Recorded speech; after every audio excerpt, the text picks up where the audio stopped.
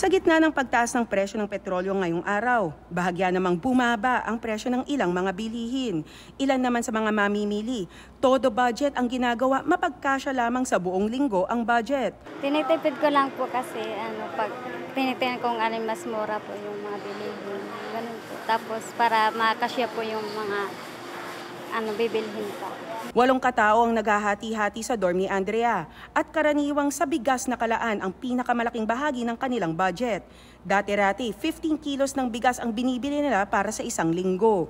Pero ngayon, matapos bumaba ang presyo ng bigas, 25 kilos kada linggo na ang kaya niyang bilhin. Ayon sa Philippine Statistics Authority, ang average price ng lokal na bigas ay bumaba sa 40 pesos and 35 centavos per kilo nitong second phase ng Agosto, kumpara sa 40 pesos and 61 centavos noong first phase. Kasabay nito, tiniyak ng Samahang Industriya ng Agrikultura o SINAG na walang dahilan para magtaas ng presyo ng bigas matapos ipatupad ang rice import ban. Dagdag pa ng SINAG, nananatiling nasa 24 hanggang 26 pesos ang landed cost ng imported rice kaya't walang dapat maging dahilan para magtaas ng presyo. Kailangan po malinaw sa ating mga kababayan, wala pong basis ang sinasabing threat ng mga importers at traders na magtaas ng presyo ng bigas dahil sa parehong taripa pa rin naman nila nakukuha yung imported rice. Ibig sabihin, sa 15% pa rin na tariff, kahit pagbalik ng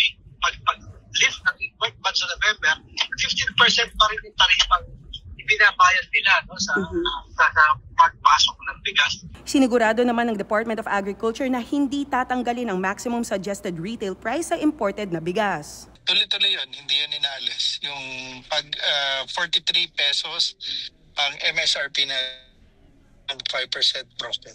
Para naman sa ating mga isda, season ngayon ng tulingan kaya ito na ang pinakamurang isda ngayon dito sa Mega Q Mart na nasa 260 pesos kada kilo.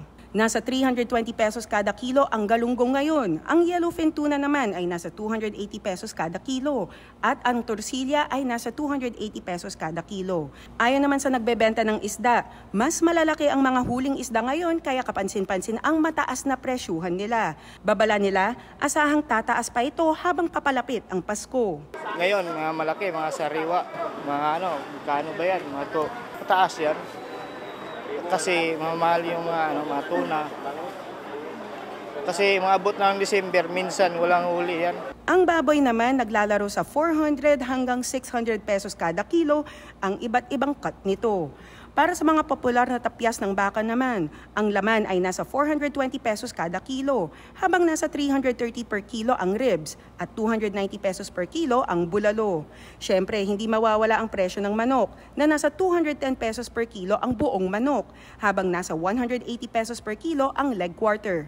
Hindi natin maiiwasang kailangan natin maghigpit ng sinturon sa ating pamimili dahil tumaas na ang presyo ng produktong petrolyo. Para sa ating motorista, piso ang itinaas ng diesel, habang 70 centavos naman ang itinaas ng gasolina at kerosene. Sa ating mga kababayan, konting higpit muna sa sinturon, lalo't bare months na. Denise Osorio, para sa Pambansang TV, sa Bagong Pilipinas.